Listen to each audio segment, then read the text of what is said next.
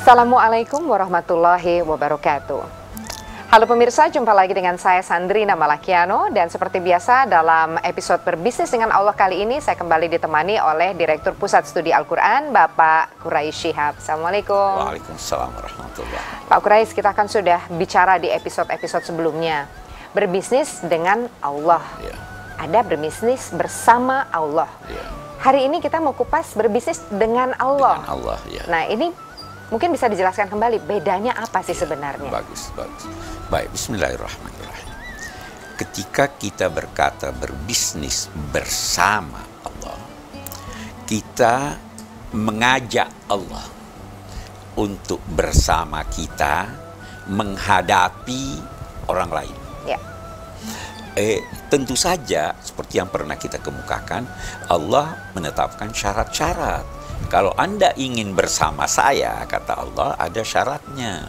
Apa syaratnya? Harus ada Anda kelola hati Anda kelola harta Anda sesuai peraturan, Anda memperlakukan dengan akhlak yang baik. Kalau syarat-syarat ini terpenuhi, maka bisnis Anda dengan pihak lain, dengan orang lain akan saya berkati sehingga memperoleh keberuntungan yang banyak. Kalau Anda tidak memperhatikannya, maka Anda akan merugi kalau tidak di dunia maupun di akhirat. Ya. Nah, itu kalau bersama Allah. Jadi Allah bersama kita sekarang. Ya. Nah, yang akan kita terangkan dalam episode ini dan episode-episode yang akan datang adalah berbisnis dengan Allah. Maksudnya ada dua pihak. Pihak pertama manusia, saya. Pihak kedua Allah. Ini berhadapan.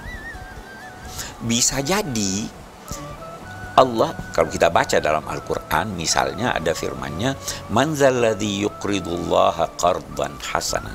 Siapakah yang mau memberi hutang kepada Allah? Nah, kita memberi Allah hutang, nanti Allah bayar pada kita dengan melebihi nilai hutang yang kita berikan. Allah bisa jadi membeli sesuatu dari kita, lalu kita menjualnya kepada Allah. Nah, apa di dalam Al-Quran ada dikatakan, sesungguhnya Allah membeli dari orang-orang beriman diri mereka, harta mereka, dan akan dibayar oleh Allah dengan sorga. Ada sebentuk transaksi yang tidak terlihat sebetulnya. Transaksi sebenarnya tidak terlihat, tetapi itu hak. Alangkah banyaknya hal yang tidak terlihat, tapi sebenarnya wujud dalam kenyataan. Ya. Atau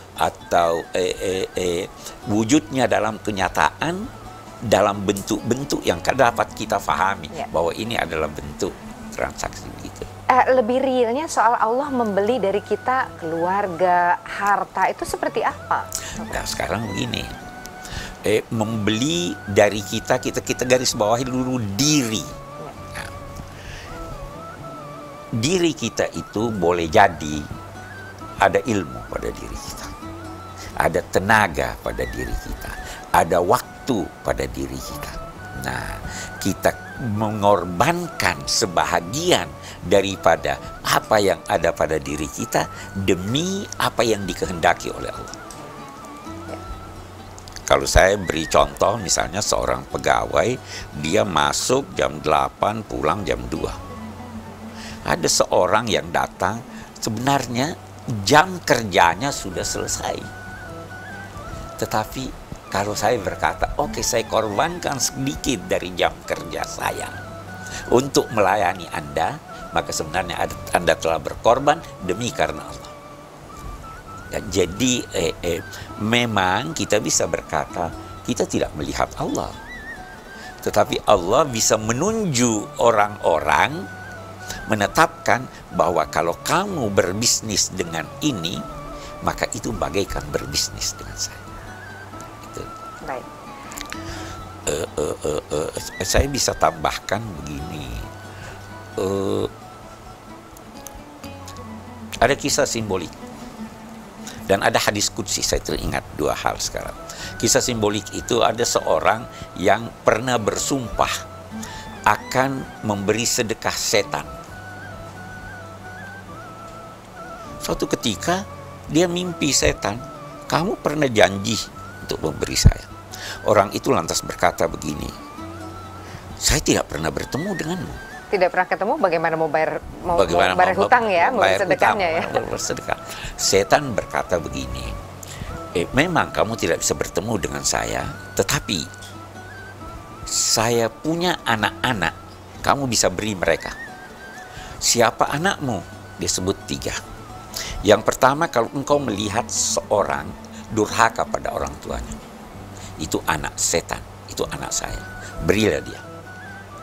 Kedua, kalau kamu melihat 2 orang melakukan transaksi di pasar, lantas mereka saling menipu, itu anak saya, berilah dia. Yang ketiga, kalau engkau melihat seorang sesudah sholat tidak duduk sejenak untuk berdoa, itu anak saya. Ini setan. Allah juga mirip seperti itu.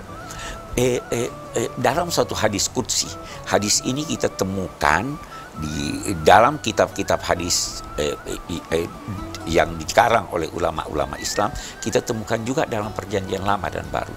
Katanya begini, di hari kemudian Allah akan berfirman kepada seseorang, "Hei, aku lapar, mengapa engkau tidak memberi aku makan?"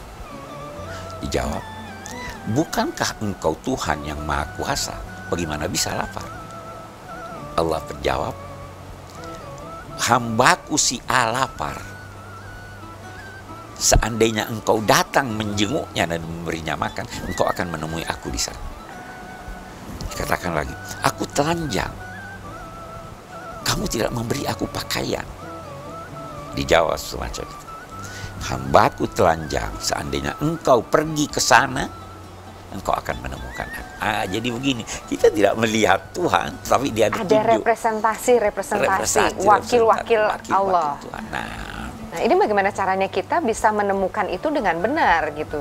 Nah, ini ada tipsnya tidak? Betul. Nah, untuk menemukan dengan benar, kita lihat apa syarat-syarat yang ditetapkan Tuhan. Ketika kita berbicara tentang berbisnis bersama Allah, Tuhan kan ada menetapkan syarat-syaratnya. Ini yang bantu, ini yang boleh, ini yang tidak boleh. Seperti itu.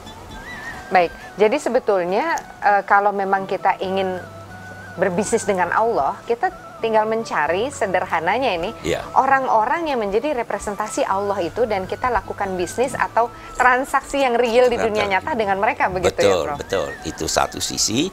Yang kedua yang perlu dicari, apa yang disenangi Tuhan. Jangan melakukan sesuatu yang tidak disenangi. Karena dalam berbisnis antar sesama manusia, kita berkata pelanggan itu raja. Itu kita bahkan tertulis kadang-kadang di tempat-tempat kita datang berbisnis. Kita break dulu sebentar nanti untuk mengupas apa saja yang disenangi Allah nanti di segmen berikutnya, Pak. Dan kami harap Anda juga akan tetap bersama kami pemirsa, berbisnis bersama Allah atau berbisnis dengan Allah. Kami lanjutkan sesaat lagi.